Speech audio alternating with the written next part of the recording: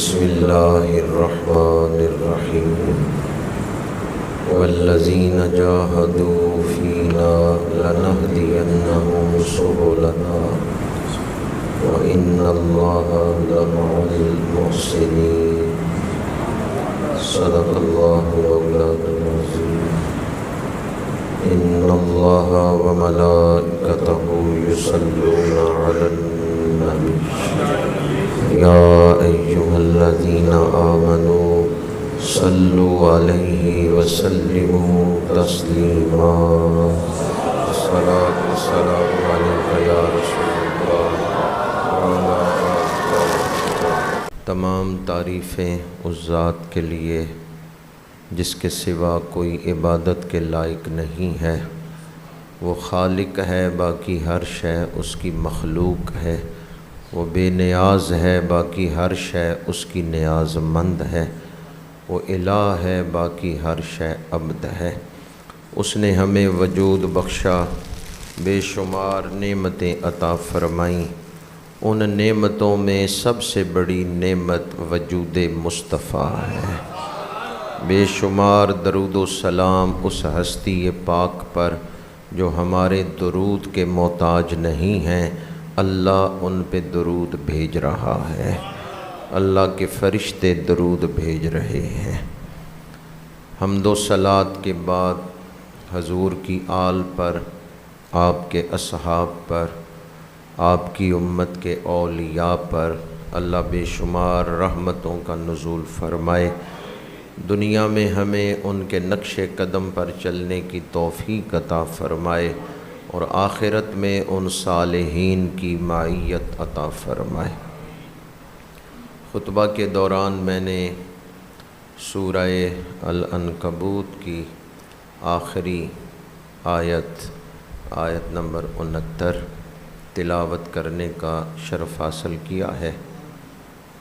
اس آیت مبارکہ کی روشنی میں آج اس موضوع پر گفتگو کر رہا ہوں کہ روحانی فیض کسے کہتے ہیں، اور یہ فیض کس طرح حاصل کیا جا سکتا ہے۔ دعا ہے کہ خالق کائنات مجھے حق گوئی کی توفیق عطا فرمائے۔ فیض کا لفظی معنی اثر بھی ہے، فائدہ بھی ہے، اور چشمہ پھوٹے اور پانی بہنے لگے یہ بھی معنی ہے۔ نہر بھر جائے اور نہر کے کناروں سے پانی باہر اچھلنے لگے، باہر گرنے لگے، تو وہاں بھی فیض کا لفظ بولا جاتا ہے۔ یہ تو لغوی معنی ہے، اور فیض سے مراد فائدہ ہے، روحانی فائدہ۔ فیض کسے کہتے ہیں؟ برکات محمدی کو حاصل کرنا، رسول اللہ صلی اللہ علیہ وآلہ وسلم کی برکات حاصل ہوں، یہ ہے فیض کا حاصل ہونا۔ وجود نبوی کی برکات میں سے حصہ ملے، یہ ہے فیض ملنا۔ اب کوئی ایک آیت سن لے اسے بھی فیض ہی ملا ہے، کوئی ایک حدیث سن لے اسے بھی فیض ہی ملا ہے، لیکن بعض لفظ ایسے ہوتے ہیں جو کسی شعبے کے ساتھ خاص ہو جاتے ہیں، تو فیض کا لفظ اولیاء کرام کے ساتھ اور تصوف کے ساتھ خاص ہو گیا۔ اس وجہ سے اب جب فیض کا لفظ بولا جاتا ہے تو اس سے مراد صوفیاء کرام کے سینوں سے، دل سے روحانیت حاصل کرنا، نسبت کا اثر اور نسبت کی برکت، اب ہم اسے فیض کہتے ہیں۔ تو فیض کا معنی جو اب تک میں نے گفتگو کی وہ یہی ہے، روحانی فائدہ، روح کو فائدہ۔ پنکھے چل رہے ہیں تو یہ جسم کو فائدہ ہو رہا ہے، اے سی چل رہا ہے پسینہ نہیں آئے گا، یہ فائدہ کس کا ہے؟ یہ جسم کا فائدہ ہے۔ لیکن جب آپ کسی اللہ والے کی صحبت میں بیٹھتے ہیں اور دل میں آخرت کی فکر پیدا ہوتی ہے، یہ روح کا فائدہ ہے۔ اگر اپنے اندر مثبت تبدیلی آ جائے اور منفی خیالات نکلنا شروع ہو جائیں، اندر سے اندھیرا نکل جائے، روشنی آنے لگے، گناہوں کی محبت نکل جائے، نیکیوں کی محبت آئے، تو سمجھیں فیض مل رہا ہے۔ اگر دل میں آخرت کی محبت پیدا ہو جائے، نماز پڑھنے کی فکر پیدا ہو جائے، تو سمجھیں فیض مل رہا ہے۔ تو فیض سے مراد یہ ہے کہ انسان کے اندر مثبت تبدیلی، ایسی تبدیلی جو اس کو فائدہ دے، اور کیسا فائدہ؟ اخروی فائدہ، روحانی فائدہ، اس کی روح کو چمکا دے، روح کو قرب الہی کے راستے پر لگا دے، روح کو پاکیزہ بنا دے۔ روح کی پاکیزگی، اللہ کا قرب، یہ فیض سے ہی حاصل ہوتا ہے۔ تو فیض ہم کسے کہتے ہیں؟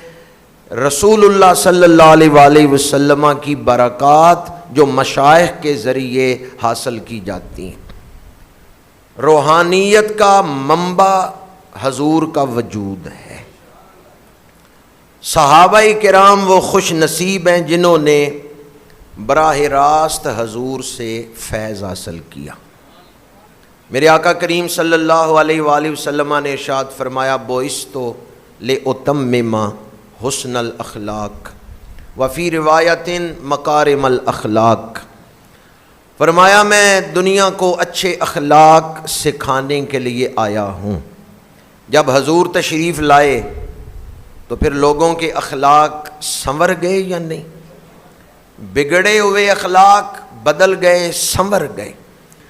تو یہ جو حضور نے لوگوں کو سنوارا ہے، یہ فیض ہی عطا فرمایا ہے۔ اور وہ خوش نصیب جو سنور گئے ہیں، انہیں فیض ہی ملا ہے۔ میرے آقا کریم صلی اللہ علیہ وآلہ وسلم کی صحبت سے صحابہ کرام نے براہ راست فیض حاصل کیا۔ جس دل پہ قرآن اتر رہا تھا، صحابہ نے اپنے دل اس دل کے سامنے کر دیے، درمیان میں کوئی واسطہ نہیں۔ صحابہ وہ خوش نصیب ہیں جنہوں نے براہ راست حضور سے فیض حاصل کیا ہے۔ اس لیے صحابہ کو معمولی نہ سمجھنا، یہ وہ خوش نصیب ہیں جو براہ راست حضور کے قلب اقدس سے فیض حاصل کر رہے ہیں۔ پھر صحابہ کے بعد وہ خوش نصیب جو صحابہ کی محفل میں بیٹھے، وہ بن گئے تابعین۔ انہوں نے صحابہ سے فیض حاصل کیا۔ پھر جو تابعین کی صحبت میں بیٹھے، وہ بن گئے تبع تابعین۔ انہوں نے تابعین سے فیض حاصل کیا۔ فیض کا ایک معنی اثر بھی ہے۔ صحابہ حضور کے سامنے بیٹھے، حضور کی ذات پاک کا اثر ان کی ذاتوں پہ رنگ چڑھ گیا، تو یہ فیض صحبت ہے۔ 23 سالوں کے لیے دروازہ کھلا تھا، ان 23 سالوں میں جن خوش نصیبوں نے صحابی بننا تھا وہ بن گئے۔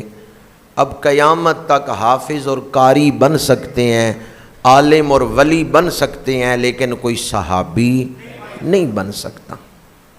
اس سے یہ بھی ثابت ہوا کہ فیض صحبت سے ملتا ہے۔ جتنی بڑی ہستی کی صحبت میں آپ بیٹھیں گے، اتنا بڑا فیض نصیب ہوگا۔ صحابہ امام الانبیاء کی صحبت میں بیٹھے، اس لیے بڑے سے بڑا ولی صحابی کے قدموں کی خاک تک نہیں پہنچ سکتا۔ کیوں؟ انہوں نے امام الانبیاء سے فیض حاصل کیا ہے۔ وہ امام الانبیاء کی صحبت میں بیٹھے ہیں، تو فیض کے لیے پہلی چیز جو ہے وہ صحبت ہے، مجلس ہے، معیت ہے۔ جتنی بڑی فیض رساں ہستی کی صحبت میں آپ بیٹھیں گے اتنا ہی بڑا اور اعلیٰ فیض نصیب ہوگا۔ اب جو صحابہ کی محفل میں بیٹھے وہ بھی بڑے خوش نصیب تھے، وہ بن گئے تابعین، اور جو تابعین کی محفل میں بیٹھے وہ بن گئے تبع تابعین۔ تو یہ جو ہم اصطلاحیں استعمال کرتے ہیں صحابہ، تابعین، تبع تابعین، یہ اس فیض کا ہی اظہار ہے، اور یہ اس صحبت کا اثر ہے، صحبت کی برکت ہے جو ہم صحابہ، تابعین اور تبع تابعین کی اصطلاحوں سے اظہار کرتے ہیں۔ اس وقت فیض حاصل کرنا آسان تھا۔ حضرت امام ربانی مجدد الفسانی رحمۃ اللہ تعالیٰ علیہ نے لکھا ہے، جو ایک دفعہ حضور کی محفل میں بیٹھ گیا فنا بقا کی ساری منزلیں اس نے طے کر لی۔ صحابہ کرام کو یہ سلوک کے منازل طے کرنے کے لیے اصطلاحوں کی ضرورت کیوں نہیں تھی؟ اس لیے کہ جس صحابی نے ساری زندگی میں صرف ایک دفعہ حضور کی صحبت پائی ہے وہ ولایت کے سارے درجے طے کر گیا۔ تو اس وقت فیض حاصل کرنا آسان تھا، اگرچہ اس دور کے تقاضوں کے مطابق جہاد تھا، محنت تھی، لیکن موجودہ دور کے مطابق اس وقت فیض حاصل کرنا آسان تھا۔ کسی نے کیا خوب لکھا ہے، خوشا وہ وقت کے طیبہ مقام تھا تیرا، خوشا وہ وقت کے دیدار عام تھا تیرا۔ وہ کیسا پیارا وقت تھا جب لوگ آ رہے تھے اور صحابی بن رہے تھے۔ پھر تابعین نے صحابہ سے فیض حاصل کیا، پھر تبع تابعین نے تابعین سے فیض حاصل کیا، لیکن جوں جوں زمانہ حضور کے ظاہری زمانے سے دور ہوتا گیا تو دل پر کثافتیں بڑھتی گئیں، دنیا کی مادیت انسان کو اپنی طرف زیادہ کھینچنے لگی۔ فیض اب بھی ملتا ہے لیکن اب اسے حاصل کرنے کے لیے محنت کی ضرورت ہے۔ اب جو محنت کرے گا وہ حضور کا فیض حاصل کر لے گا۔ پہلے آسان تھا لیکن جوں جوں وقت گزر رہا ہے تو فیض حاصل کرنے کے لیے زیادہ محنت کی ضرورت ہے۔ سب سے پہلے تو جو چیز فیض کو جذب کرتی ہے وہ ہے طلب، کہ دل میں طلب ہو۔ اگر فیض عطا کرنے والا تو بڑا کامل ہے، مثلا ہمارے علاقے کے سردار ہیں، تاجدار ہیں سیدنا داتا گنج بخش علی حجویری رحمۃ اللہ تعالیٰ علیہ، لیکن جو بندہ ان کے پاس جائے وہ کہ میں پہلے ہی بڑا عالم ہوں، میں پہلے ہی بڑا ولی ہوں، مجھے تو ضرورت ہی نہیں کسی فیض کی، تو اب یہ جو طلب کے بغیر جا رہا ہے یہ حاصل کیا کرے گا؟ اس لیے فیض کی جو طلب لے کے جائے گا، جو خالی ہو کے جائے گا میں کچھ نہیں، پھر اسے خیرات ملے گی، پھر اسے فیض ملے گا۔ اور جو جانے سے پہلے ہی سمجھے کہ مجھے تو ضرورت نہیں، میں تو کامل ہوں، میں تو اکمل ہوں، میں کامل ہوں، مجھے تو ضرورت نہیں ہے کسی شے کی، تو حاضری کی اسے کچھ نہ کچھ برکت تو ضرور ملے گی، خالی تو وہ بھی نہیں رہے گا، برکت ضرور حاصل ہوگی، لیکن جس طرح فیض اخذ کیا جا سکتا تھا وہ اس طرح فیض نہیں حاصل کرے گا، چونکہ وہ یہ سمجھتا ہے کہ میرا برتن بھرا ہوا ہے، مجھے تو ضرورت نہیں ہے۔ اور آج کل بہت ساری طبیعتیں ایسی ہیں جن میں بے پرواہی ہے، لا ابالی پن ہے۔ سمجھانے کے لیے مثال دے رہا ہوں کہ جو سودا نقد بھی نہیں نہ ملتا، ہم کہتے ہیں ادھار ہی مل جائے۔ کہ مجھے کچھ کرنا بھی نہ پڑے اور سب کچھ خود بخود ہی ہو جائے، یہ نہیں ہوگا، یہ اصول نہیں ہے، یہ قاعدہ نہیں ہے، یہ قانون نہیں ہے۔ آپ کو اپنے شوق کا اظہار کرنا پڑے گا، طلب کا اظہار کرنا پڑے گا۔ جب آپ دل میں محبت لے کے جائیں گے پھر فیض ملے گا۔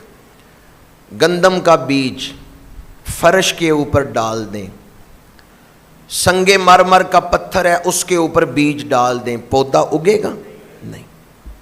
لیکن وہی بیج اگر زمین تیار کر کے اس کے اندر ڈالیں کہ زمین اسے اپنے اندر جذب کر لے تو پھر وہ پودا بن کے نکلے گا۔ بیج تو وہی تھا، پر خالی بیج ہی نہیں دیکھا جائے گا، زمین بھی دیکھی جائے گی۔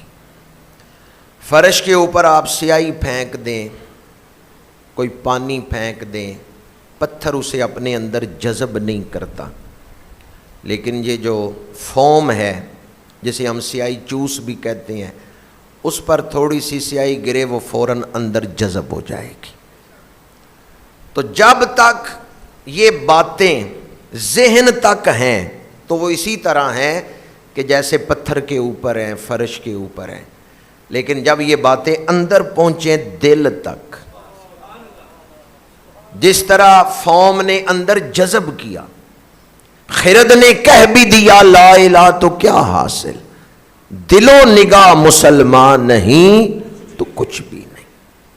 تو یہ جو طلب ہے، جتنی بڑی طلب ہوگی اتنا زیادہ فیض اخذ ہوگا۔ جتنی زیادہ پیاس ہو، پانی ملے تو بندہ اسی قدر زیادہ سیراب ہوگا۔ دوسری چیز محبت، طلب، اس کے بعد دوسری چیز محنت۔ خطبہ کے دوران میں نے جو آیت مبارکہ پڑھی ہے اس میں اللہ پاک نے فرمایا والذین جاہدوا فینا لنہدینہم سبلنا، وہ لوگ جنہوں نے ہمارے راستے میں محنت پوری کی، جہاد کیا، ہمارا وعدہ ہے ہم ضرور بالضرور ان کے لیے اپنے راستے کھول دیں گے۔ وَإِنَّ اللَّهَ لَمَعَ الْمُحْسِنِينَ، اور اللہ نیکوکاروں کے ساتھ ہے۔ وَالَّذِينَ جَاهَدُوا فِينَا، وہ لوگ جنہوں نے جہاد کیا۔ جہاد کسے کہتے ہیں؟ استفراغ الوسع فی مدافعۃ العدو، دشمن سے بچاؤ کے لیے اپنی طرف سے پوری کوشش کرنا، یہ ہے جہاد۔ دشمن سے بچاؤ کے لیے اپنی طرف سے پوری کوشش کرنا۔ اب دشمن ہے دو طرح کے، ایک ہے باہر کا دشمن، وہ ہے کافر، وہ ہے اسلام دشمن۔ ایک ہے اندر کا دشمن، وہ ہے نفس۔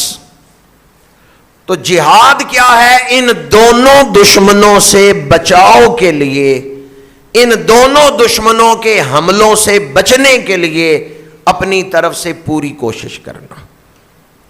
باہر کا جو دشمن ہے وہ اسلامی ملک پہ حملہ کرے یا مسلمان قوم پہ حملہ کرے، اسلامی نظام پہ حملہ کرے، تو اس کے دفاع میں میدان جنگ میں لڑنا یہ جہاد اصغر ہے۔ اور اپنے نفس کے ساتھ لڑنا، اندر سے جو رکاوٹیں ہوتی ہیں وہ اندر والی رکاوٹوں کو دور کرنا، یہ جہاد اکبر ہے۔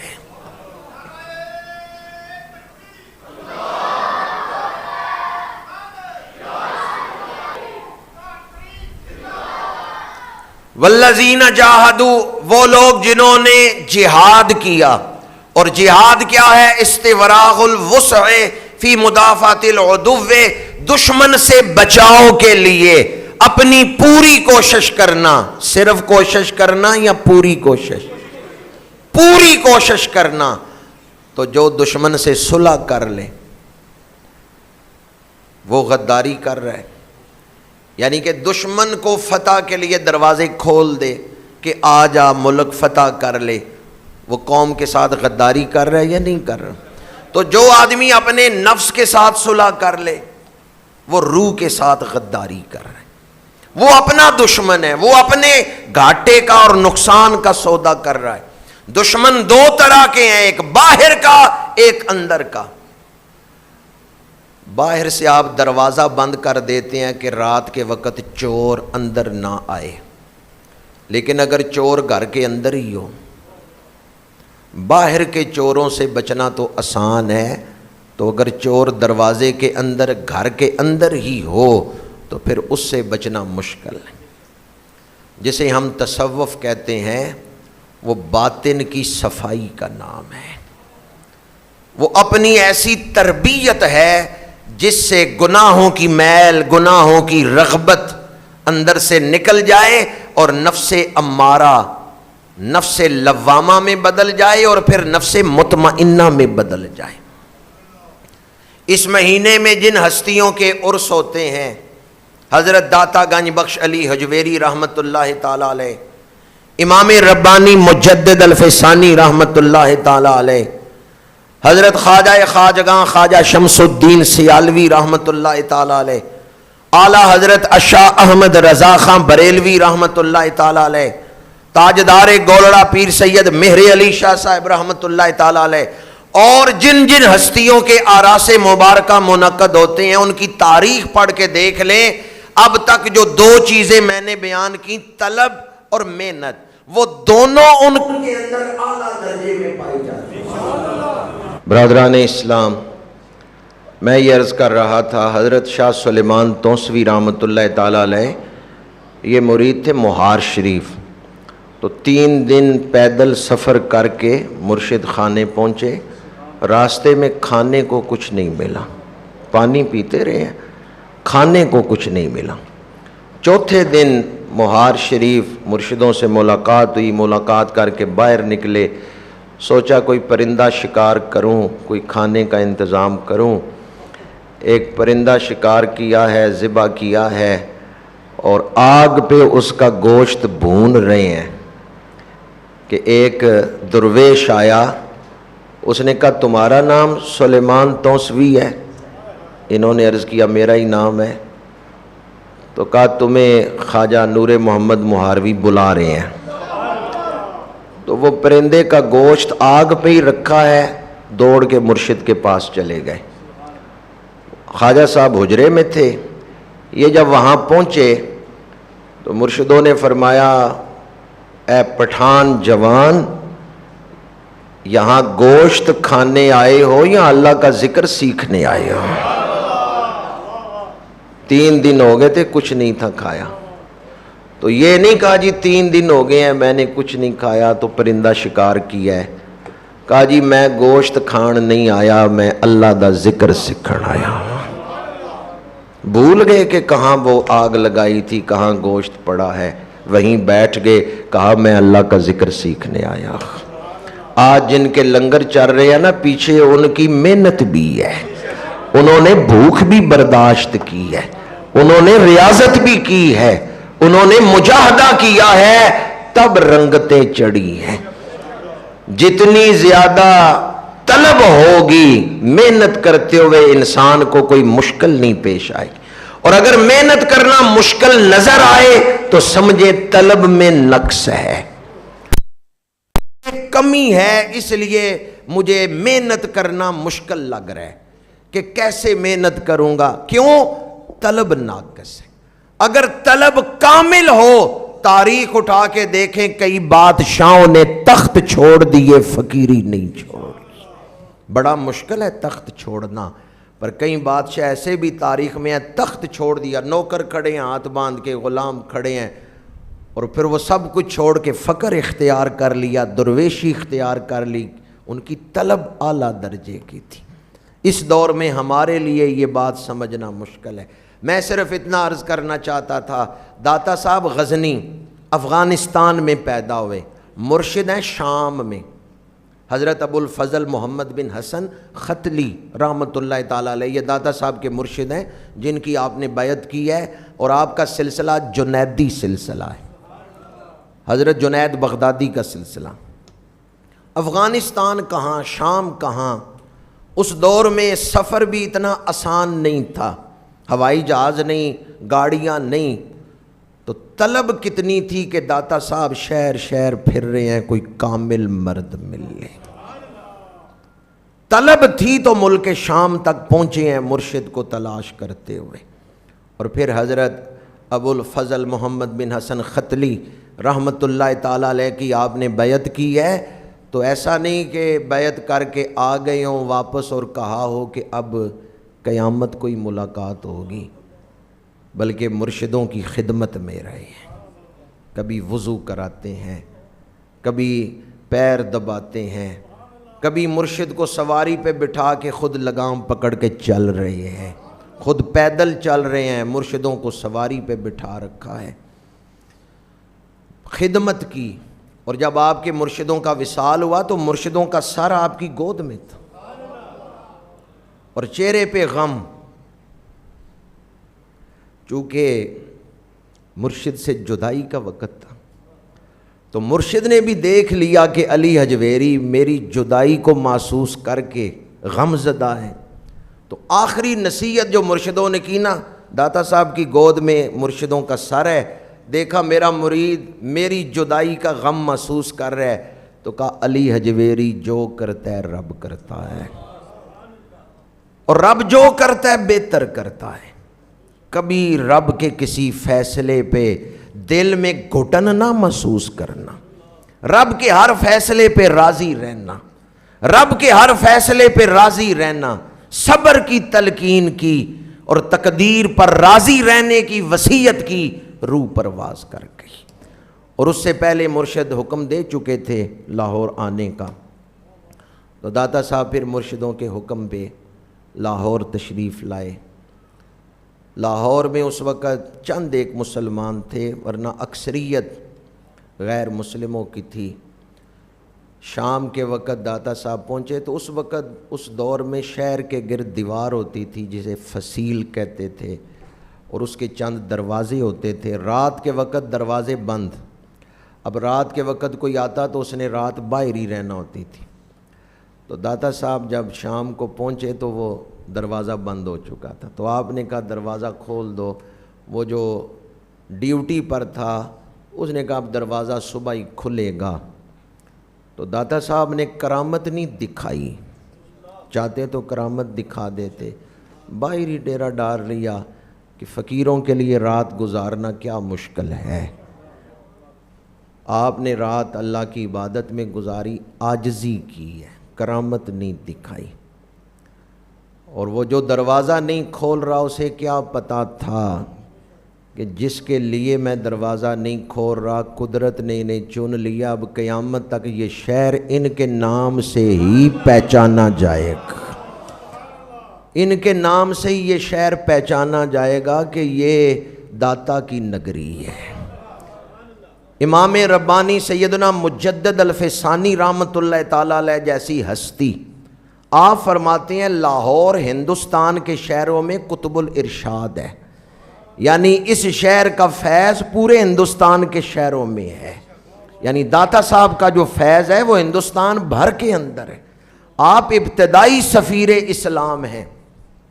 تبلیغ میں بھی کر رہا ہوں، مسجد بنی ہوئی، پنکھے لگے ہوئے، قالین بچھے ہوئے. اس میں کیا کمال ہے کہ مسجد پہلے بنی ہوئی ہو، بعد میں کوئی مبلغ آ کے تبلیغ کرے. جڑیں تو وہ تھے کہ کافروں کے شہر میں آئے. مسجد کوئی نہیں بنی ہوئی، درخت کے نیچے ڈیرا لگایا اور پھر کافروں کو کلمہ پڑھا کے مسجدیں بھی بنوا دی ہیں، مدارس بھی بنوا دیے ہیں. خواجہ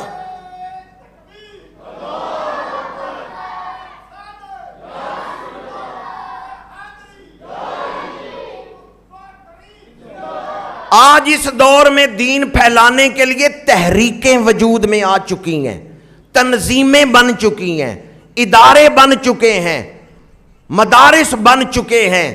میں اس دور کی بات سنا رہا ہوں آج سے 10 صدیاں پہلے.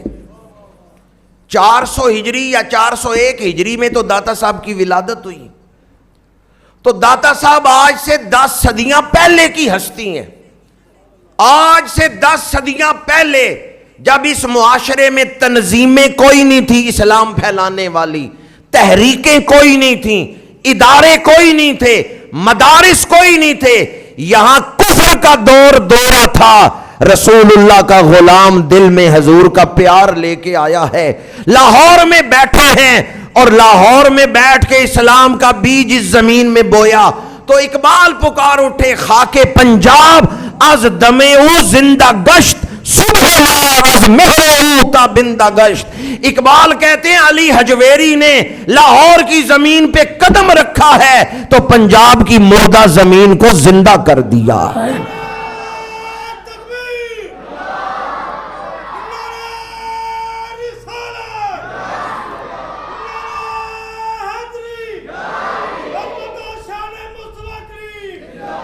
جہاں داتا صاحب کا مزار ہے یہ ایک بلند جگہ تھی، اونچی جگہ تھی، ٹبا، تو یہاں آپ نے ڈیرا لگایا اور ساتھ مسجد بنائی۔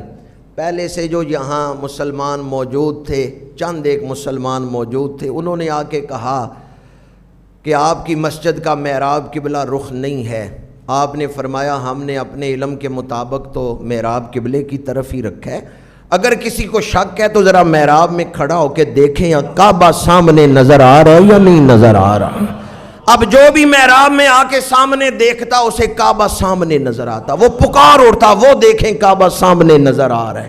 یہ داتا صاحب کا فیض ہے۔ فیض سے میں نے گفتگو شروع کی تھی، اللہ کے ولی نے نگاہ کی، توجہ کی، پردے ہٹا دیے، لاہوریوں کو لاہور میں کھڑا کر کے کعبہ شریف کی زیارت کروا دی ہے۔ جب فیض ملتا ہے نا تو پھر انسان کی سوچ سے زیادہ قرب الہی، بندہ سمجھتا ہے میں اس لائق نہیں، اللہ قرب عطا کر دیتا ہے، کیوں؟ فیض مل رہا ہے، نسبت مل رہی ہے۔ آپ سارے تو حضور کے غلام ہیں، جس نے ساری زندگی میں ایک سانس حضور کے پیار میں گزارا ہے وہ بڑا خوش نصیب ہے۔ آپ تو بڑے خوش نصیب ہیں، زندگی کے سانس حضور کے عشق میں گزارے ہیں۔ میں تو کہتا ہوں ایک سانس مل گیا نا حضور کے عشق میں، بندہ بڑا خوش نصیب ہے۔ ذات کا کتا ہو بیٹھ ولیوں کے دروازے پہ جائے، اللہ اس کا ذکر قرآن میں کرتا ہے۔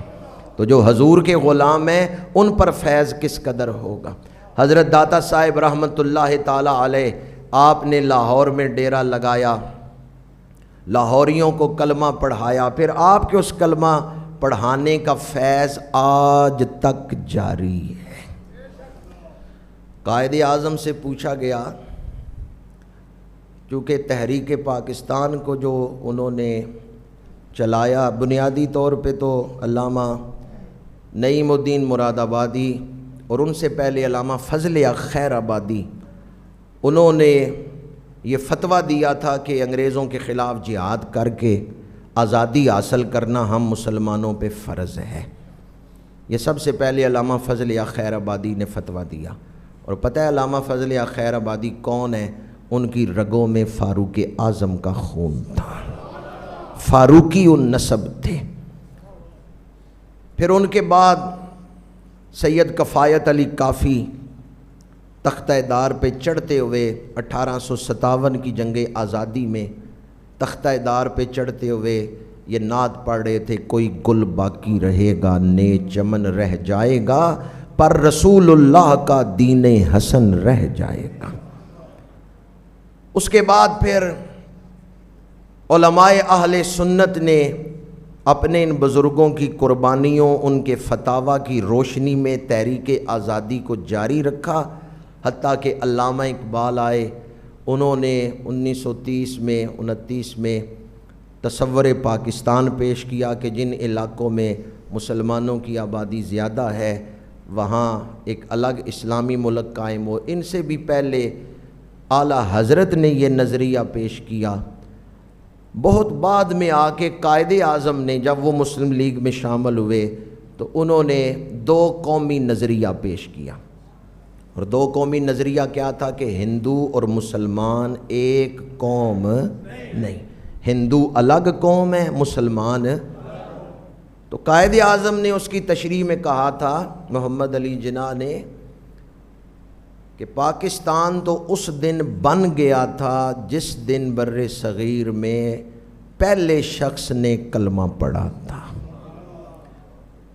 تو گویا اس کی تشریح کیا ہے کہ یہ جو ہمیں آزاد ملک نظر آ رہا ہے، اس میں سن 1900 کے اندر امیر ملت کی محنت ہو، پیرا مانکی شریف، پیرا چورا شریف ان کی محنتیں ہوں، یا صدر الافاضل سید نعیم الدین مراد آبادی کی محنتیں ہوں، یہ تو بہت بعد کی محنتیں ہیں۔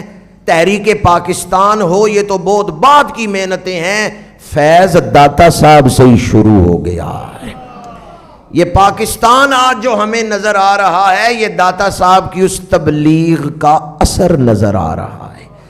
داتا صاحب جنہیں کلمہ پڑھا کے گئے، وہ خود بھی دین پہ قائم رہے، صدیوں بعد ان کی اولادیں بھی کہہ رہی تھیں پاکستان کا مطلب کیا؟ تو پہلے یہ لا الہ الا اللہ پڑھایا کس نے تھا؟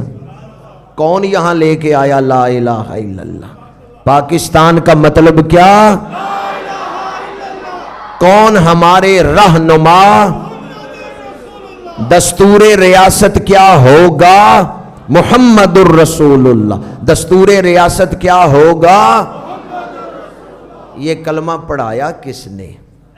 داتا صاحب، خواجہ معین الدین چشتی اجمیری، امام ربانی مجدد الفسانی، بابا فرید الدین مسعود گنج شکر، یہ پرانے اکابرین مبلغین ہیں اسلام کے۔ تو اس لیے یہ نعرہ لگانے میں ہمیں کوئی ہچکچاہٹ نہیں، یہ نعرہ تاریخی سچائی کا اظہار ہے۔ اولیاء کا ہے فیضان، اولیاء کا ہے فیضان۔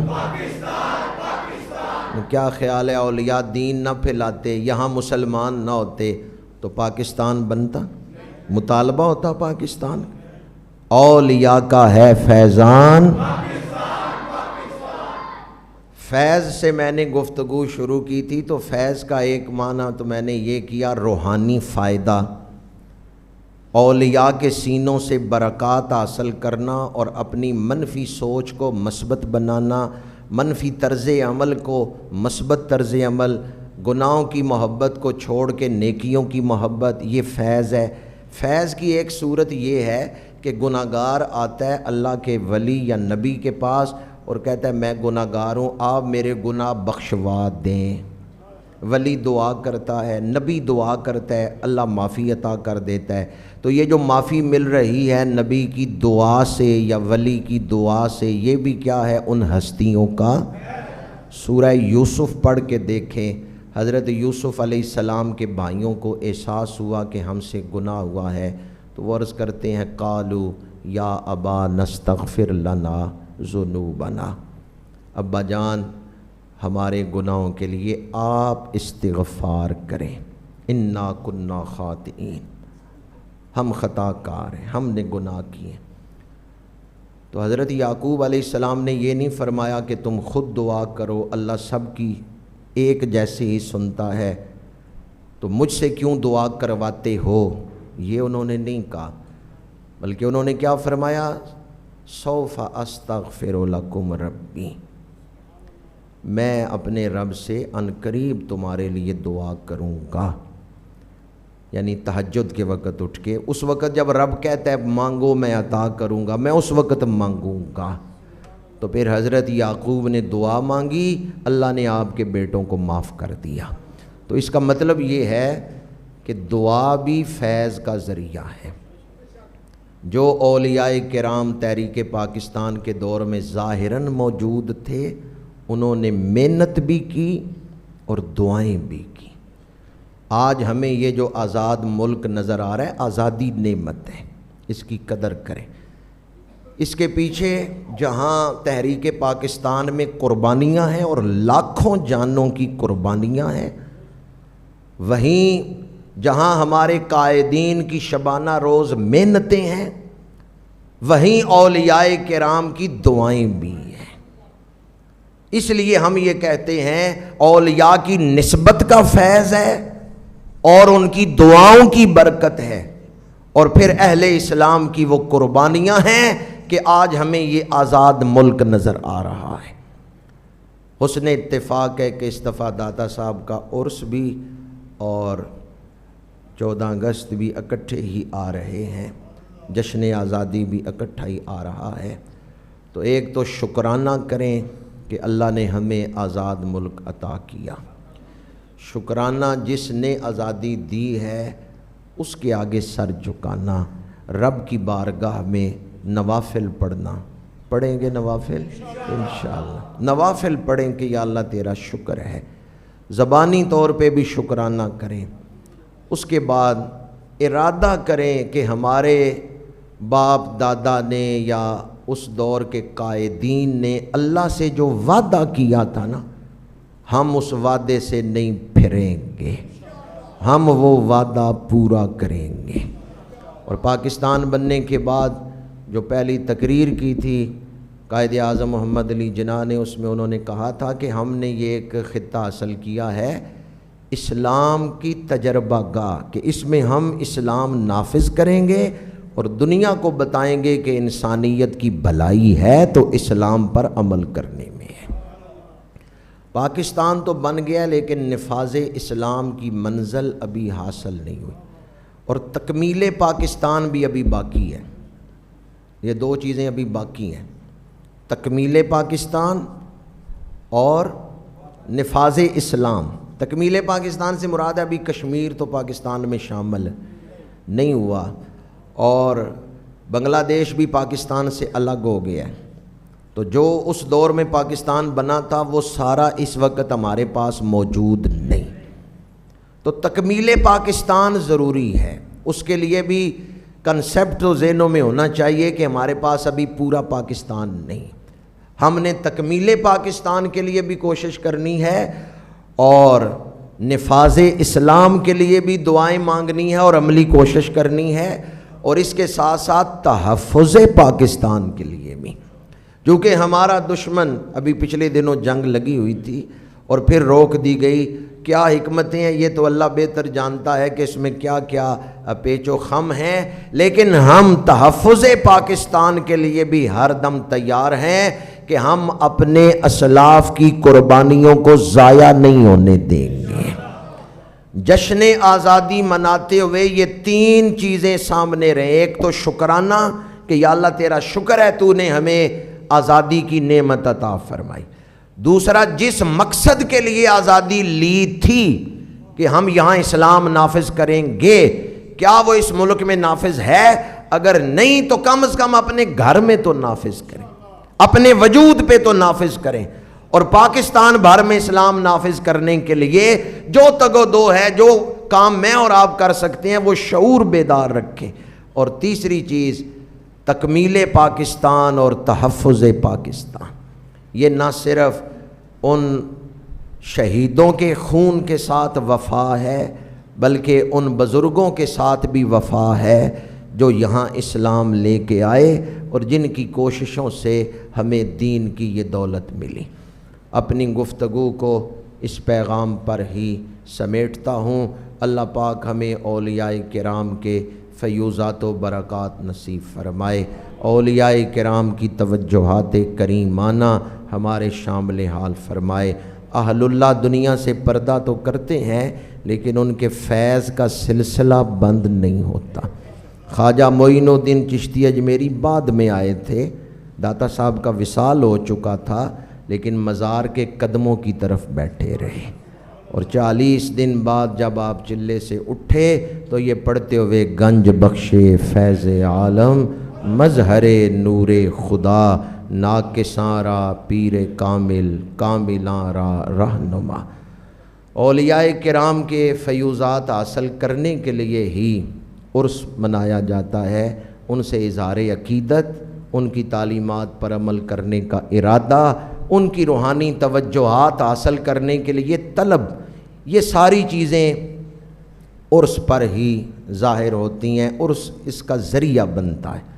تو داتا صاحب کا عرس ہو رہا ہے، اس لیے آج ہم آپ کی روح پاک کو ایصال ثواب بھی کریں گے۔ اللہ پاک ہمیں آپ کی تعلیمات پر عمل کی توفیق عطا فرمائے۔ وآخر دعوانا ان الحمد للہ رب العالمین۔